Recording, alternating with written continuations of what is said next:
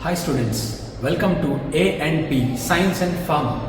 We have seen what is crude drug, the definition, what is a drug, the definition, how the crude drugs are identified. Now we will see the classification of crude drugs. That means how the crude drugs are separated for easy identification. Okay, there are basically 6 types of classifications. 6 types of classifications. Number 1. Alphabetical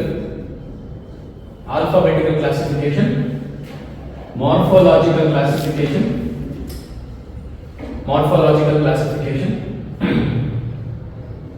taxonomical classification,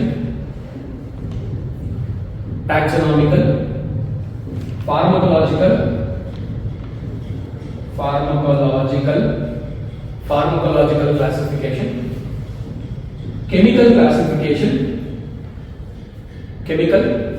and serotaxonomical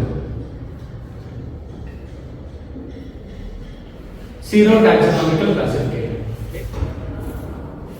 See, why do we classify drugs? For easy identification. When you see what classification basically is, you are putting similar kind of drugs into one basket. So randomly somebody is going and want to pick up one drug, they should know where it is. Okay, that is the meaning of classification here. Okay, we are segregating the drugs based on similar properties, right? So we will see one by one. Okay, now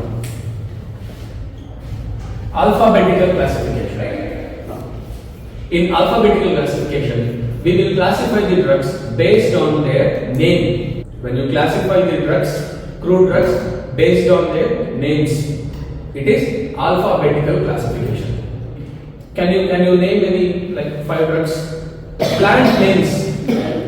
Neem, tulasi, turmeric, mint, aloe vera. Very good. So basically, in alphabetical classification, in order to avoid the ambiguity or confusion with the regional names, this classification basically classifies the crude drug based on their English name. Only based on the English name. I will give you some examples. Name starting with A, B, C, D, E, F, G, H. As of now, we will see. And you can fill the remaining things. H, I, J, K, L, M, N, O, P, Q, whatever. What is aloe vera, belladonna? Everything you must write in the exam. Okay. Cascara, datura, ephedra, fennel, ginseng, Thymus. Right? These are the examples of alphabetical classification. When you put all the drugs with a common name, common starting name, this you can find in dictionary or library or somewhere. When you classify the drugs based on the English names, that means the starting letter of the English names. So you see, drugs starting with A, example, aloe vera. Drugs starting with B, belladonna. C, cascara. D, datura. E, ephedra. F, fennel. G, ginseng. H, Thymus. So this goes on forever, like till Z. Okay. With the starting letter in their English name, you are classifying the crude drugs. It is alphabetical classification. Correct? Then when you are writing in the exam, you have to give what is the classification and advantages and disadvantages, like merits and demerits. Okay. Now what is the merit? Means it is easy. See, the alphabetical classification, the merit of the alphabetical classification is the classification of the drug based on the English name is easy, because when you know the name of the drug, you know exactly where you have to put the drug into. Correct? If the name of the drug starts with C, automatically you will place the drug into C basket. Correct? Similarly, it goes on for all the drugs.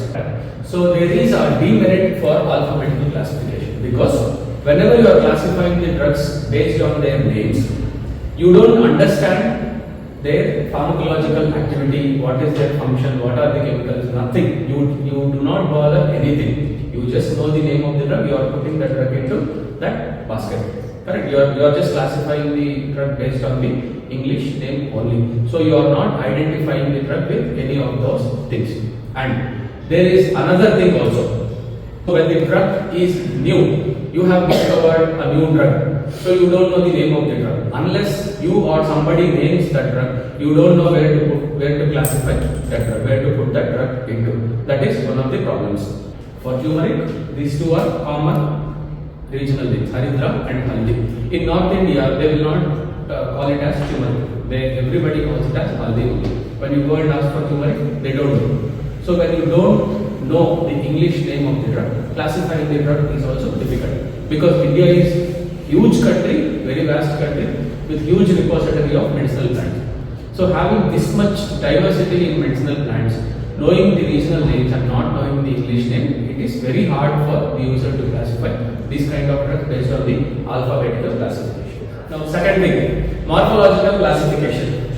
See, when you are using crude drug, when I talk about crude drug, there are different kinds of crude drugs. That means different parts of a plant we are using as a crude drug. We are using whole plant as a crude drug and different parts of the plant also as a crude drug. Now, segregating the crude drugs based on what parts you are using, that is called as morphological classification. Basically, morphological features means otherwise called as macroscopical characters, macroscopical features. Okay, what are the macroscopical features? See, the structure. That means whatever features you are able to identify from the crude drug by using naked eye and physical senses, like shape, size, texture, odor, taste and fracture. That means what is the shape of the crude drug, what is the size of the crude drug, what is the texture, that means how it is feeling for your skin, what is the odor, that means smell, what is the taste of the crude drug, you did not eat the crude drug but just the taste.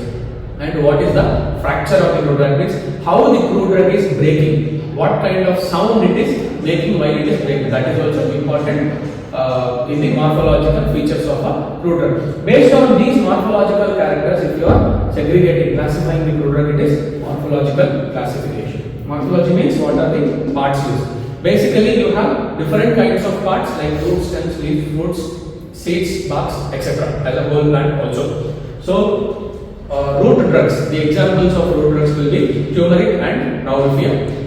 So turmeric and raufia, will say ginger also, no problem, garlic, onions, all those things. Stems example, gentian, leaves, neem and tulsi, fruits, amla and cardamom, seeds, coriander and fennel, bark, cinnamon and chicory.